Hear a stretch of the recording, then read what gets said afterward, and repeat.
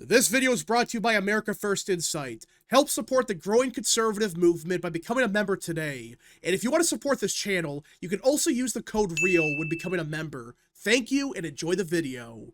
As everybody probably knows, the state of New Jersey was one of the biggest surprises of 2024. And yeah, Trump still lost the state, but for New Jersey standards, it was not by a big margin. He lost it by not even 6%. Which was a pathetic showing by Harris, because most Democrats, at least at the presidential level, they would be winning New Jersey by 10, 15, 20 points every single year. At least in the last 30 years or so, New Jersey has just been that Democrat. But in 2024, Trump shocked the entire world. Now, to be fair, some people, including myself, thought, okay, New Jersey will get a little bit closer. It might get within 10 because, well, New York City is having a big shift to the right. And in theory, at least, if the voters in New York City are shifting 20, 30 points to the right, you should see some kind of shift, especially in the northern half of the state, because guess what? People that live in, say, Jersey City, a lot of them work in New York City.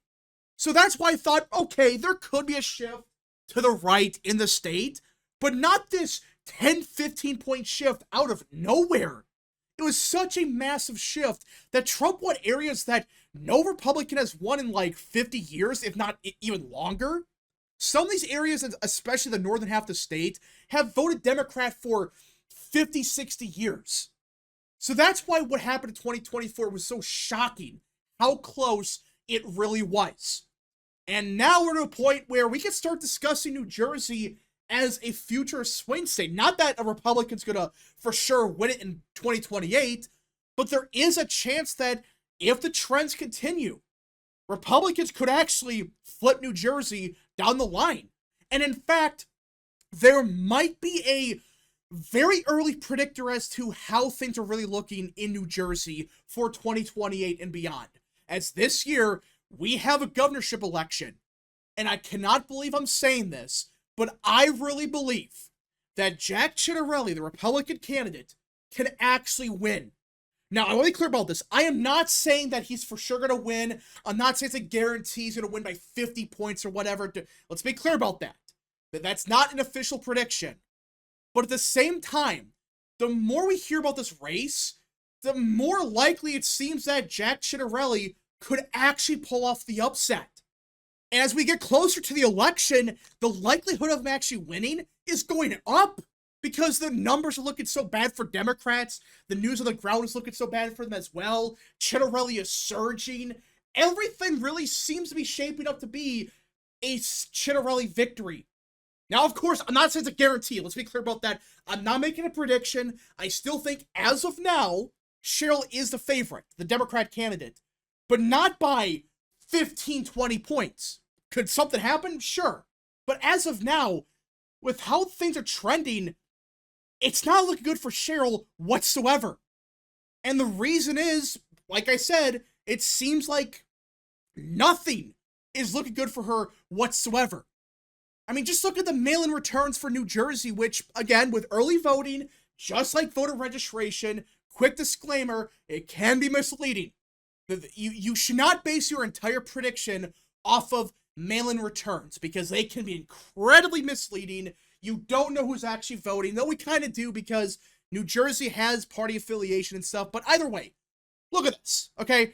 In 2024, Democrats, on the second day of mail-in returns, they won.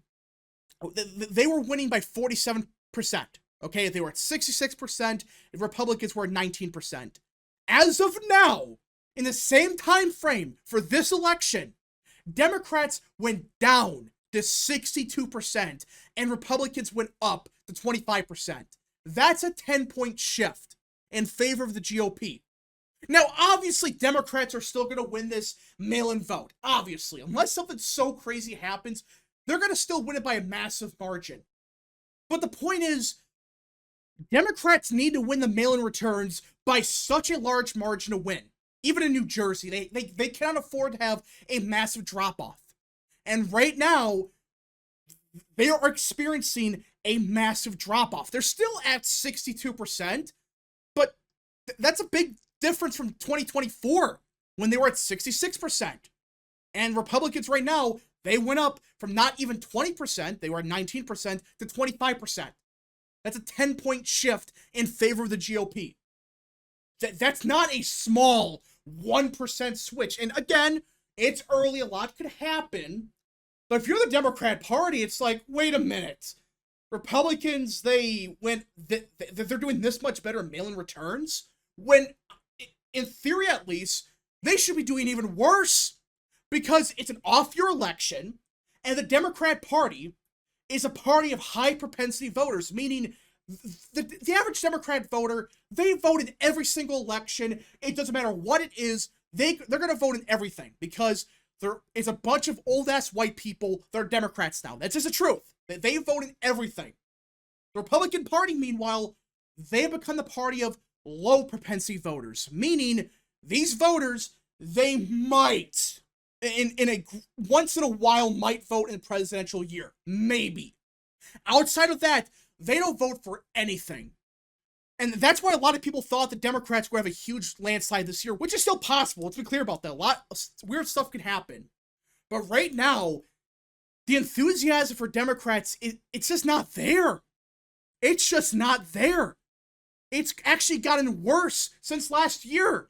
And you could argue a part of the reason why this is happening is the Charlie Kirk effect, which I know I've made like 5 videos on the subject, but it really seems like the Kirk effect is real. Republicans are enthusiastic, and even people that might be skeptical of Trump, they're realizing the Republican Party, they may suck, but they're far better than Democrats. And they're voting. They're getting out to vote. That's a big deal. And a better comparison you could argue is compared to 2021, same thing. In 2021, Democrats led it by roughly, what is that, like 41% or whatever, 42%. Now, their lead is down to 37%. So even compared to 2021, which was a more Republican environment, we still saw a 6-point shift to the right. Actually, 7-point shift. Do you see the problem here for Dems? They're just not getting the returns they need right now. And in New Jersey, this can be the difference. This might be a sign of Republican voters. They're enthusiastic. They're voted. They are motivated to vote. And even in mail-in votes, which again, Democrats are still going to win this voting block by a massive margin. But even a 10-point shift could be the difference between Cheryl winning or Jack Ciattarelli pulling off the upset. So right now, the numbers, if you're the Democrat Party, you have to be sweating big time right now. This is not good. The numbers that we're seeing right now, it's bad. You want to be up by more than you were back in 2021, and especially 2024. I mean, seriously? You're doing 10 points worse? When this should be a much more Democrat-friendly environment, when Republican voters, theoretically at least, they're not voting, and you're getting crushed this much by a 10-point shift? Again, early voting can be misleading. We got to see what happens the next couple of weeks. But the thing with New Jersey is the mail-in votes, based on prior results, apparently they get more Republican. I can't really confirm that. But if that's the case, yeah, Dems are in a lot of trouble already. If New Jersey mail-ins get more Republican, yeesh, things could get ugly quickly. Now, obviously, the early voting stuff, it can be misleading. It may be a fluke. We gotta see. But let's just keep going with New Jersey, because not just the numbers that are looking good for Ciattarelli. It's just stuff like this. The New Jersey Fraternal Order of Police have just endorsed Jack Ciattarelli, which on paper may not seem like that big of a deal. Like, oh, who cares? This is a police organization. You would think they'd be supporting Republicans no matter what. Well, here's the thing about this group. In 2017, they supported Phil Murphy. In 2021, they supported nobody. But in 2025, they have officially endorsed Ciattarelli. And they're not the only group. There's been a bunch of groups in New Jersey that are publicly backing him now. 10 years ago, they supported Democrats. And not just, saying we support him. There's organizations in New Jersey that have been Democrat for like 20 years now. They now support Ciattarelli. and they have a lot of influence in the state. That's a big deal. It's not just one group that's 5 people in the basement somewhere. No, these are actual organizations with influence that have been supporting Democrats for a long time. And now they're officially saying, we support Jack Ciattarelli. We support whoever. And it adds up over time. There's so many organizations like this that supported Phil Murphy or Democrats for a bunch of years now, but now they are supporting Ciattarelli. They are now saying, yes, we 100% endorse him. So the early voting looks awful for Democrats, which, again, it can be misleading. Be very careful early voting. But right now, compared to 2024 and 2021, it's looking bad. And you have a lot of these organizations that have supported Democrats for years now supporting Republicans. But even then, in my opinion, there is one reason in particular why I believe that Ciattarelli could win. It's because his opponent is one of the worst candidates Democrats could have possibly ran. I have no clue who thought that Mikey Sherrill was a strong candidate. But whoever did on the Democrat side, please give them a raise. Give them a raise to tell them, pick every single candidate for 2026, 2028. Because if you do that, Republicans are winning everywhere. I'm not exaggerating, by the way. Sherrill is an awful candidate. Again, it's awful. Even Democrats in the state, they don't even like her. They're saying she's incompetent. She's not even campaigning. She's doing stuff in California. And then now, she did an interview about I think it was a couple weeks ago or whatever, and she was asked about insider trading because Sherrill, she's made a lot of money from insider trading. Like, I think $7 million. And she was asked on the Breakfast Club, hey, well, what about the $7 million? Like, well, what's going on here? And she said, I don't know. I have to check. I don't know anything about $7 million. Hold up. What? You don't know that you made $7 million? Which, by the way, she had to report this. This is stuff that's public information and you don't know about it. So you're telling me somebody lied about the money you made from stocks, or you're lying, or you're so incompetent that nobody actually knows what the hell's going on here. No matter what the answer is to her answer, it's not good. This was such a gimme. She could have said a million different things, and she said, well, I had to check. You had to report the stuff publicly for a long time, and you don't know? Huh? $7 million just magically appeared. Really? That's the excuse you're gonna run on. And she's been doing this throughout the entire campaign. She's not taking real questions. Her answers are just god-awful. And the town hall was pathetic. She can't answer a proper question. And on top of that, her campaign messaging's been awful. It's been nothing but orange man bad. Orange man bad. Orange man bad. That's it. That's all she's been running on. How the orange man is Hitler, and that's it. What are you trying to accomplish? Ciattarelli's running on issues that actually matter. Like, anything. Just run on something like, I don't know, cost of living? Safety? I don't know. Anything? It's nothing but the orange man is bad. And then she made a god-awful statement on Charlie Kirk, which I made a whole video on this. She basically said Kirk is an awful person.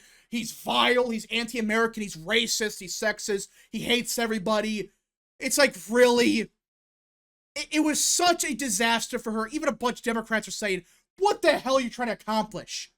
You're just pissing everybody off. And the worst part is her campaign's gotten worse. Her campaign has doubled down on the shitty orange man bad stuff. It doesn't work. Like, it's one thing if this was in, like, California or, like, I don't know, Oregon or something. This is in New Jersey. This is not a D+50 state.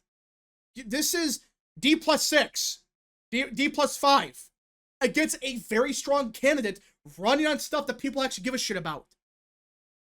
We gotta see what happens, but my goodness, if Democrats end up losing New Jersey, it's gonna be one of the biggest disasters they've had in a long time. How do you lose New Jersey in an off-year election like this, when you should be up by 10, 15 points? I know Ciattarelli's a strong candidate, but again, you might still win by a decent margin. Let's be clear about that. But right now, it's looking to be a massive underperformance for Cheryl, which is just crazy to even say that that's what's going to happen. But we'll see what happens the next couple of weeks. Anyways, folks, thank you so much for watching. If you guys did enjoy, smash the like button down below, subscribe, share with your friends, and of course, join the channel today. Godspeed to all of you.